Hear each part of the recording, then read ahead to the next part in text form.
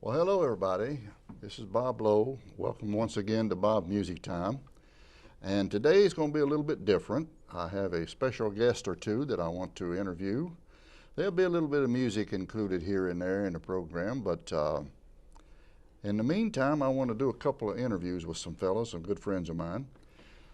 But before I get started, if you can get a picture of this, I had the pleasure to run across this book about a month and a half or so ago, and the name of it is Detroit Country Music, and the subtitle is Mountaineers, Cowboys, and Rockabillys, written by Craig Mackay, I think it's pronounced that way, and Keith Cody, or Cady, C-A-D-Y.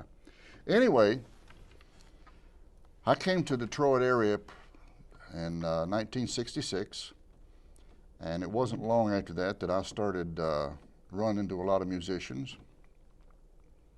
So when I run across this book, I saw some of these names in there, and I'm looking at it, and I thought, I know a lot of these people. As a matter of fact, in the preface, it even talks about Cliff Gilbert, Marvin Wire, and Fran Mitchell. I thought, well, geez, I know Cliff Gilbert, and Marv Wire was for a short period a brother-in-law of mine. So anyway, that brought me to all this. This fellow I mentioned, Cliff Gilbert, is with me today, and he has become pretty much a living legend in the Detroit-Flint area. I'm highly honored to have with me today Cliff Gilbert. Cliff, how you doing today? Hey, not bad. It's always good to see you. Well, it's good to have you on the show today. We're going to do something a little different and talk about some of the old days.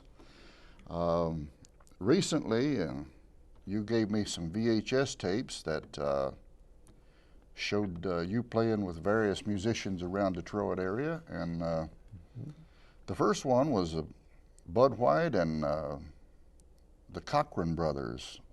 Yes. Where was that at? That was recorded in Dalton, Georgia. I'm well familiar with that area because my daughter lives just across the hill. They have a lot of hills there. They have a lot of hills. Sure. And one thing I have found out in the last few years, Cliff, is that I have family everywhere, you know. I think we all do. But yeah, my daughter lives in a little town called Lafayette, which is just across the mountain from Dalton. Yes, and that's right. I noticed when I was watching that video, I saw some of the mountains around Ringgold, Georgia, so I presume that's where you was at. Yes, I done some shows there in Ringgold, Georgia. We had that old picking barn there. That was my favorite place to go. I can understand It was that. made from originally an old cow shed. This was a dairy farm. Mm-hmm. Well, this is the picking barn right here, that white building, the cow shed. That was a cow shed. Is that your dog, Cliff? I don't know. The dog likes me, all right. And we're looking down here at some of the farm as we're walking, of course. Now there's some, we used to call them, but some people call them dominators. Oh, I see. They're pretty rooster too, ain't they? Yeah, they are. And they have more musicians here picking than what you believe. We're walking into it now. Oh, yeah. That's the lock for the door there we're looking at. Oh, yeah.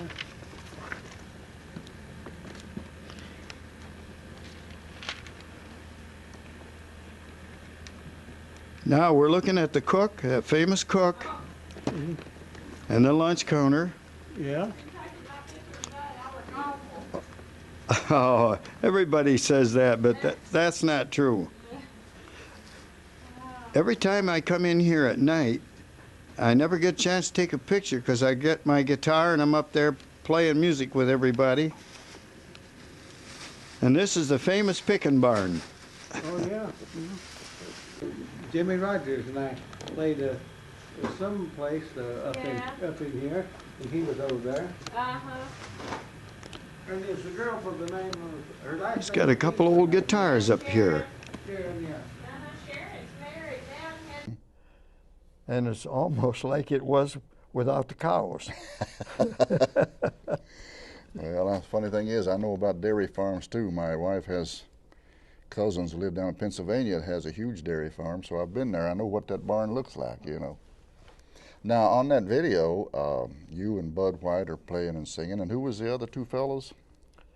There was Amos Cochran and Elton Cochran. And they were brothers. Brothers, yeah.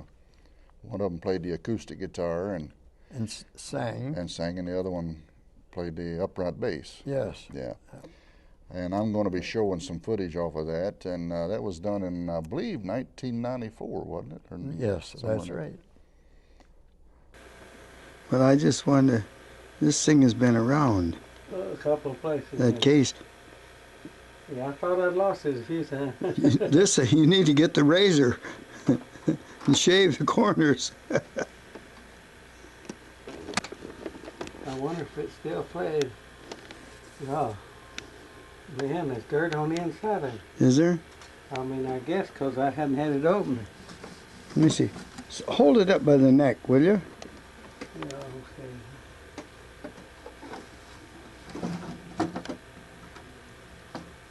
There. I don't know if you can see the real color of that. It's It's a Cadillac green. yeah, there you are. If you don't get it, well, just hold still. I'll bring it up closer here. I can't. There we are.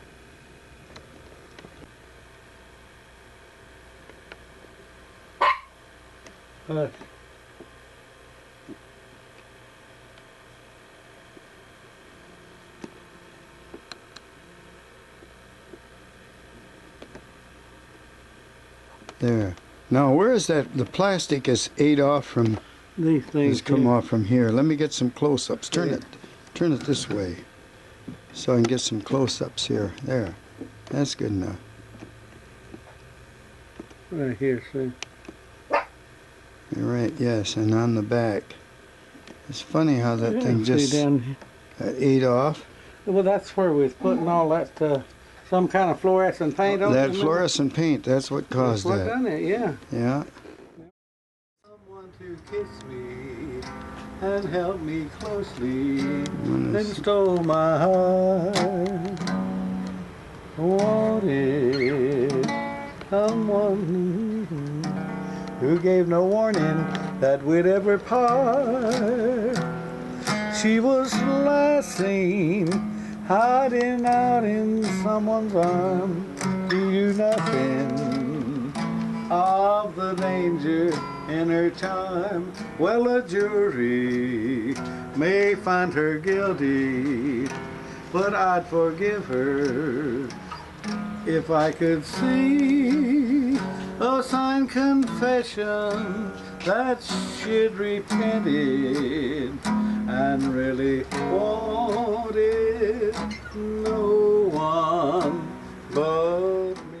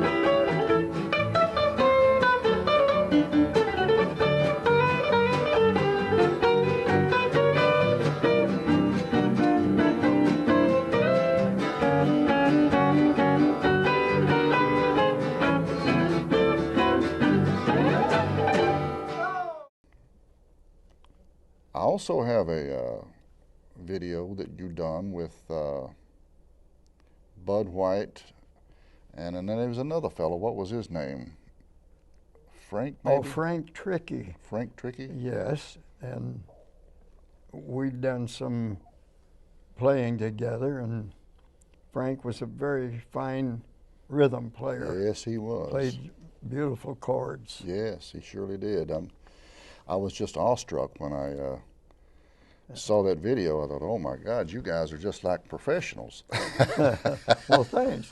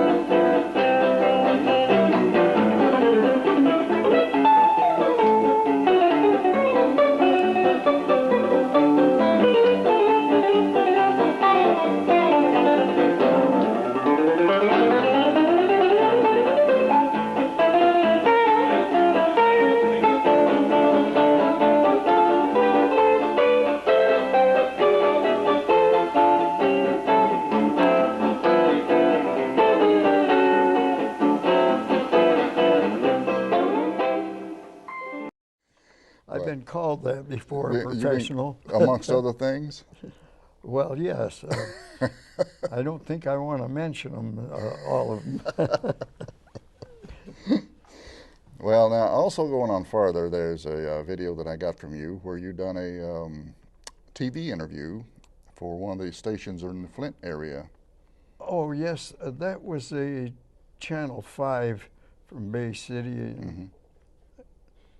And that was showing one of the guitars that I invented. The fold-up guitar. It folds up, and it's made like the Les Paul copy, and it folds up and fits in a trumpet case. Then, when you open it up, you just start playing. It's all in tune. You don't have to tune it. And when did you come up with that idea? Well, almost 20 years ago, and I think it was about 20 years ago. Well, do you mind if I asked how old you are? Well, everybody knows it anyway, so I'm 92. Ah, Yeah. I hope I'm so lucky. I've told my wife many times, I said, I want to grow up and be just like Cliff. I'd like to be like me, too. Now, here's another great story for you, Dick. We've all seen rock stars jam on electric guitars, and you may not have known, but the electric guitar goes back decades in music history. Joe Wellington talked with a Bay City man who's bringing it into the 90s.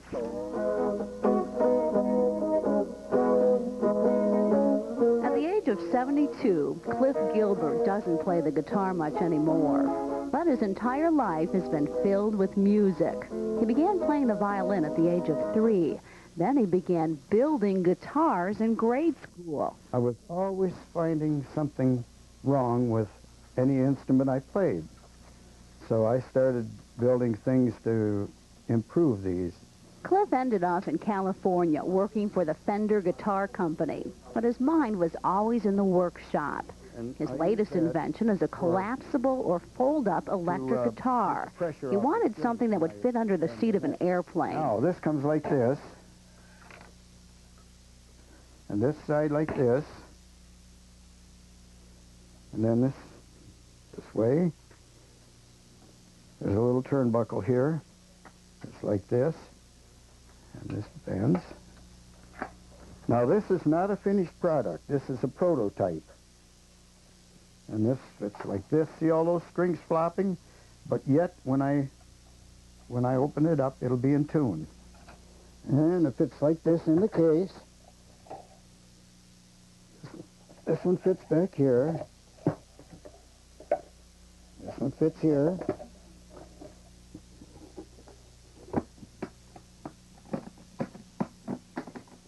And then we have it. Cliff also designed this streamlined guitar back in the 60s, and he called it the Gilbert. And it has a removable armrest, which makes it more compact when you take it on an airplane. He had that guitar patented, and he's now looking for someone to buy the patent and mass-produce them. Another Gilbert invention, an electric guitar with the amplifier built right in. You don't want to hold the heavier amplifier, simply snap it off and onto this armrest. Now future generations can enjoy music through Cliff's inventions. I'm Jill Wellington for Take 5. That's great. What an innovative man. That's great. Sure is. Yeah. And this will be interesting. He's also played with and fixed guitars for Chet Atkins and Merle Travis. How about that? Well, you know, one thing you said in that interview that struck me very oddly is that you had never found a guitar that didn't need some improvement on it.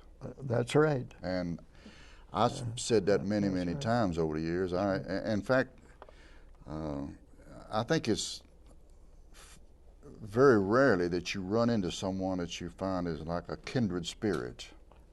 And That's true. And in saying that, I remember many years ago, probably in the early 80s, you was playing at a jamboree down in Pontiac, as a banquet hall. I don't remember what the occasion was now, but you were there with Marv Wire and I can't remember the other fellows that were there, but it really impressed me because you had a headless guitar. I'd never seen one of those. And that was one that you invented, wasn't it? Yes. That was invented back in 1960. Mm-hmm. I invented that one. Actually, was a couple of years before that. Mm-hmm. But I just decided to build a real good one, Mm-hmm. more of a professional model. Mm-hmm. And that's the way you invent things. Well, you know, by this guitar that you have here yourself that you made, that is. So Well, that was one of the things that inspired me to do some of this stuff that I've been doing and building guitars. And of course, as you say, every time you build one, hindsight being 2020, you always look back and say, well, I should have done this or I should have done that, you know. So, sure. but in saying that, as I said, at that time I saw you there in that banquet hall, and I didn't see you again then until, a couple, 3 years ago. And I found out that you were living up in Flint, and I thought, geez, that's not that far away. I should visit with Cliff every now and then. Maybe we could get together and invent something fantastic. I think that sounds like a wise thing to do. Yeah, sure. It'd be fun. Yeah. And I've said many, many times that, in fact, this past Saturday the wife and I were having dinner at a benefit at a church up in Grand Blanc, and this fellow that sat across from me, he said, you never know who you're sitting next to. And you know, there's a lot of truth in that. Isn't that a fact? Yeah, and wife also tells me that everything reminds me of a song, but that reminded me of the song. I don't know if you ever heard this one or not, but back in the 60s, 70s, there was a fellow named Bob Deland. Oh, yes. And he said he had a song called "You Can't Judge a Book by Looking at the Cover." So, that is the truth. so in saying that, to go a little farther now, everything with me is a long story, but the wife has some friends that live out in the Oklahoma area.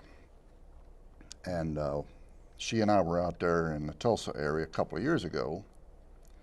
And this lady's name is Cindy Tomasa, DeTomasa. And she said her dad played music. And she said, have you ever heard of a guitarrigan? I said, yes, as a matter of fact, I have. And then in talking to you in the last year or so, I found out that you was probably one of the earlier inventors of that. I am. Because tell me a little about the guitarrigan. Well, this guitarrigan, it's built inside, it's a full organ built inside the guitar. Mm-hmm. And you play it by fingering the strings like that. Mm-hmm. Now, this guitarrigan has a switch, well, it has a lot of switches, Yeah. but the main switch will switch it from, you can play organ only, or you can play guitar separate, or you can play them both together at the same time. Mm-hmm. Then, of course, it has all the different switches for the different sounds for Right. the organ. Right. And it was a great instrument. And the first one I built was way back in the 40s. And I built the organ, and we didn't use transistors then, never heard of them. Mm-hmm. And I built the organ from tubes. Everything was tubes. Wow. So I had to build the organ in a separate box, like a small suitcase, Mm-hmm. or a little larger than a briefcase. Mm-hmm. And then I had the wires attached to the guitar. And the guitar was the fingerboard, the keyboard for the organ. Right. But you played everything by pushing the frets. Now the frets, the only thing that I could patent on that was the fingerboard on the guitar. Because the frets were all separate. Each fret was divided into 6 parts. Wow. 6 parts. And through the keyboard, underneath the fingerboard, there was 6 wires attached to each fret. To each fret. And I went up as high as 15 frets. And so I had a bundle of wires, but they were all small, not much bigger than a hair. A bit like the wire that they use for a pickup. Yes, that's what it was. Mm-hmm. And I run them inside the guitar to the hookups. Mm-hmm. And so when you push each string down, it had its separate fret. Separate sets, fret, separate tone. Yeah, and I played it. I actually built that for myself, Mm-hmm. not to do anything with it. Mm-hmm. So I didn't patent it for quite some time, and I enjoy doing these things. I inventing understand totally. things. Like I said, it's rare that you run into a kindred spirit, and I've said many, many times that if I would practice on playing the guitar nearly half as much as I did on improving it, I'd have been a whole lot better musician. But that must have been a nightmare to hook up all those wires. Well, it wasn't, because I had it all figured out in my mind, Mm-hmm. and it was easy. Mm-hmm. There was no problem to it at all. The only problem was working with the wires that are almost as small as a hair. Right. That is a problem there.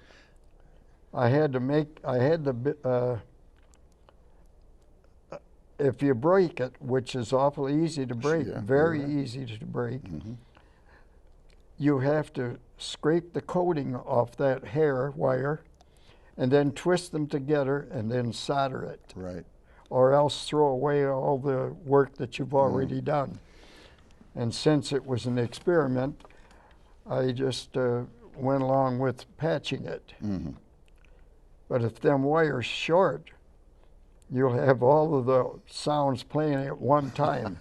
Well, I've had that happen. I have some experience with the wire. For some time, I used to rewind pickups, Oh, yes. and I have a little machine that I made from a sewing machine motor and a rewind Fender, mostly Fender pickups. You might hear a lot of brand names here today, and I'm not necessarily here to promote anybody's product over another. Yeah. But Fender guitar pickups are a lot easier to rewind than any other brand. Yes, I think so too. Yeah. And there's a lot of controversy about which is a better guitar, the Gibson or the Fender or the Martin or the Paul Reed Smith. But I've found that if you find a master much like you are, you can play any guitar. I know, but I don't like to play anything except my own guitar that I'm so used to. Mm-hmm. And I built some circuits inside my guitar that are different, that you don't see. Nobody sees them. Mm-hmm. And I'm getting sounds that you've never heard Right. from the guitar. Mm-hmm. But way back years ago, I also invented the electronic echo chamber. Mm. And after that, I come out with the trumpet, the electronic trumpet that I built. And it sounds exactly like a trumpet, and the sound comes right through the trumpet itself. Mm-hmm. And I have the regular trumpet mutes for it. Mm-hmm. And it was something I never patented. It was something that I invented for my own use. Mm-hmm. And I enjoy inventing things like that. Mm-hmm. Now then, the lighted fingerboard, another thing that I did patent. Mm-hmm.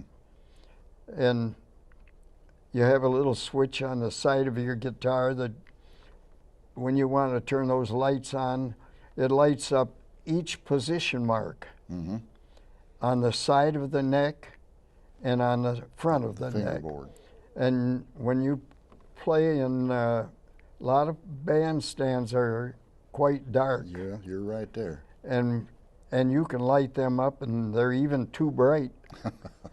And that was a asset to my playing. Now, did you use wires or did you use some other media? No, I didn't use wires. It all lit up with one bulb because I used fiber optics. Ah, so you was way ahead of the fiber optic game. Oh yeah, I did that quite some time ago. Yeah, I just turned away. When I had that, I first got that idea was in 1944. I seen a fiber optic for my first time. And the first thing I thought of was putting them in the fingerboard way back then. But I didn't do that till in the late 70s. I didn't invent the lighted fingerboard till it was the 70s. I know I've seen many, many nights, and many musicians for that matter, being in a club that was dark and the bandstand was dark, and couldn't tell where you was at on the fingerboard half the time. You know, I've seen other musicians take fingernail polish and make dots up the side of the neck to make it bigger to where they could see it, you know, because these guitar companies don't realize, I think, sometimes that we play in dark places. That's right. You know. Now, I've done that also, but I used fluorescent finger polish, and we played under black light. Right. Now, they all light up, looks like neon lights. Well, in saying that, we was talking about the guitarrigan a moment ago. One of the other fellows that's mentioned in this book was Swanee Caldwell. Oh, yes. And you were also in a video that I got from you where you and Swanee and Eddie Jackson, who's also mentioned in the book, as well as Marv Wire, and you're doing a jamboree at a moose lodge. And I didn't get the location of the moose lodge, but there's a lot of them around. That was on 11 Mile Road there in Detroit. It was actually close to, I think it was close, I don't remember. It was close to another town. But that's all I remember about If it. you're like me, you played so many places, it's hard to remember each and every one of them. In fact, there's many places I don't remember at all. I don't know if it was my mental state at the moment or if it was enhanced by other things. Well, some of the places I wouldn't want to remember. Ain't that the truth?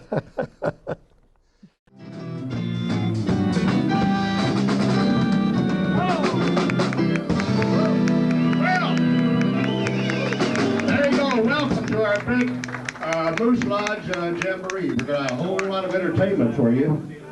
Plus, let me introduce some of these guys to you so you know who you're talking to. We got Cliff Gilbert over here on the left on the electric guitar. He's a genius on electric guitar. Be a little forgiving. Take me back in your heart. How can I go on living now that we're apart? If you knew what I've gone through, you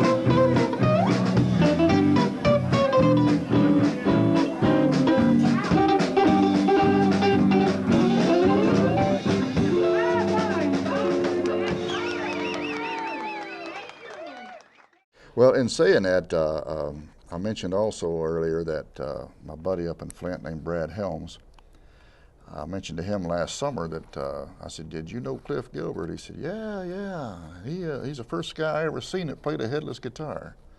And of course, it wasn't long after that till Steinberger came along with a headless guitar. Oh, it was about 20 years after that before they came along. But Yeah. now they had a complete different idea. I had a nice shape to the body that I had on mine, and theirs was shaped, well, to me it reminded me of a broom. Well, it reminded me of a boat paddle. It might make a good boat paddle. Oh, well. But in saying that, though, It was a nice guitar, I guess. it inspired him to build a headless guitar, and of course I saw him a few months after he'd built his, and I thought, boy, I think I could do that. So here's an example of one that I built. You said that you was looking at it a few moments ago. Yes. And this, originally the idea actually came through you, so I want to thank you for that. Well, you're very welcome, and you did a great job on that, and you had a lot of your own ideas, I noticed. On Yeah, I put a few here and there. You know, it's too bad that we don't live a little closer together. We I could know. get together and I build know. us a strange-looking guitar. we might get in trouble, though, you know. But a friend of mine, I helped him build a guitar back several years ago. And he said, "Well, now, how do you do this?" I said, "Well, you know, I don't know if there is a set formula or anything." I said, "You kind of get an idea in your head, and then after that, it pretty much builds itself." Yes. You keep getting ideas. You know, on this fold-up guitar that I invented, I had to make all the hinges and the different hooks and this and that myself. So on that guitar, there are 17 patents. Wow. These hinges are patented because I couldn't buy anything. I had to make the hinges myself. Wow. I had to do all the metal work, too. That would be difficult for me because I can work with wood, but I have a problem with metal. Well, for one thing, I don't have the tools for it. Well, I didn't really have the tools for it, but I got it done anyway. And that's the main thing, I guess, you know. And the first one that I built, I used to teach music all the time, and one of my students wanted the prototype. So he ended up with it, and also one of the headless guitars that I come up with, he wanted that too, because that was the type. So I don't have them anymore, so I'm building some couple new ones now. Yeah, I know I was up at your place a few weeks ago and you showed me a couple of the bodies that you had on. Oh, yes. Yeah. They're very interesting. Show that in a little later when, as I said, the lady that interviewed you up there in Bay City wrote a short picture of you holding that, or her holding that guitar. Oh, yes. Yeah. Yes, she was from the TV station. Right. It's just amazing the things that you've come up with concerning guitars and amp. And I understand that for a while you worked for Fender Guitar Company. Yes, I worked for Fender, and when you were mentioning the Fender pickups, I used to go and watch them, how they made those pickups, because I wanted to make a few of them myself. So I hadn't showed you this yet, you hadn't seen that, invented a stereo pickup, a true stereo, which they have pickups they call are not stereo. This one they have, they pick up each string. Now you can't, no matter play harmony unless you play one string at a time. Right. You have two, not one for each pickup, but one for the harmony notes and the other lead notes, your melody notes. I haven't used that. If you remind me next time you come over, I'll show it to you. Well, you know, it's funny, back in the 80s, I was still working for Ford's, and I was on the assembly line, and I made a few drawings, and I made one time of I wanted a pickup, one for each string. Yes. And I never did take it any farther than that, but I thought it would be a great concept that way, because as you know, sometimes your treble string will pick up more than the bass string and vice versa, you know. Yes, it happens. And of course, some of the guitar companies has come out with a screw pole piece that you can raise up and down, but it still doesn't give you the clarity that you would have if you had 6 individual pickups. No, you're right.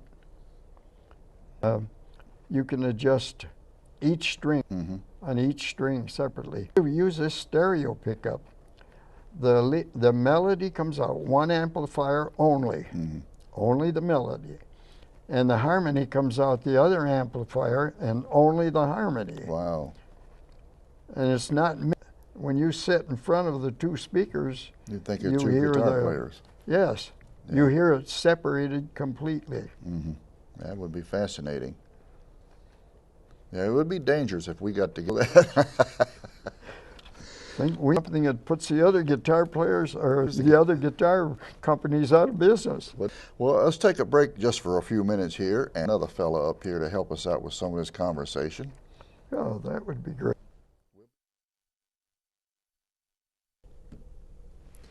Well, hello, we're back again, and I've invited a fellow that I've come to know in the last 2 or 3 years. Excellent bass player and an even better singer. So won't you make welcome Bob Deland. Thank you. It's good to be with you again. Pleasure to have you down here today. I appreciate you and Cliff coming down and doing a little talking about music and inventions and so forth. To me, I can never talk enough about music and guitars. I mean, the only thing that's better than music and guitars is Cadillacs. Right? Well, I got a different opinion. Have you? But I don't want to mention it right well, now. I always liked guitars and Cadillacs, but I retired from Ford Motor Company and I built Lincolns for 30 years, so I probably ought to mention them instead. Anyway, Bob, how long have you known Cliff? I think around 35 years or more. Yeah. Yeah, I don't really recall when we met. Do you, Clifford? I don't remember. I think it was in the early part of 1953. No, it was later than that. Yeah, it was in the 70s, I think. But I don't know where we met. But I know you came to my house one night and we had a fun jam session with that was with fun, some other guys. Babe Trombley was there. And, yes. Yeah, we had a great player. Yeah, oh yeah. Very good musician. Yeah.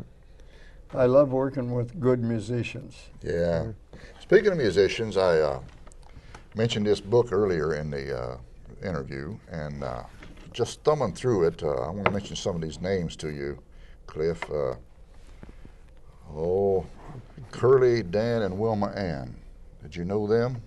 I have met them. I don't really know them. They were more bluegrass pickers over in the Ypsilanti area. Yes. And then Cranford Ford Nix. That's another one that I just have seen, but I don't know them. I knew Ford quite well. I knew him for a long time. He just passed away about a couple of years ago. Oh. Yeah. Let's see if we can get a couple more of these names in here. I know that we talked about them a moment ago. Al Allen.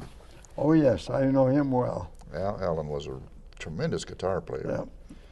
And one that you mentioned a little earlier, Bob, is not in the book, but his name was Tiny Rainwater.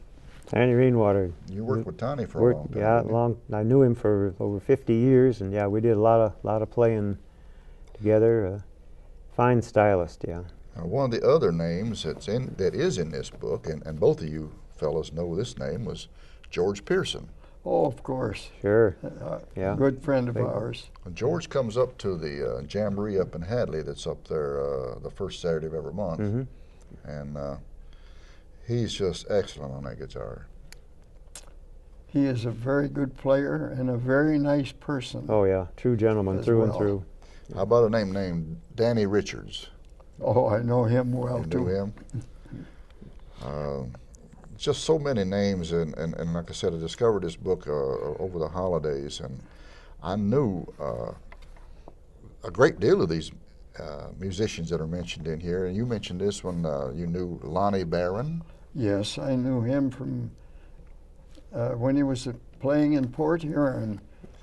On their day off, he used to come in, he sang and played guitar, a good singer. Called himself the Mississippi Farm Boy. And of course there's many, many others in here. Jimmy Work. Oh yes, I knew Jimmy. And then there's Eddie Jackson. Fine player and person also. Now Eddie Jackson is in that video that you folks done at Moose Lodge. Yes. It was Eddie Jackson and Swanee Caldwell and Chuck Oakes. Chuck Oakes, yourself, Marv Wire, Fran Mitchell. All these names are mentioned in this book.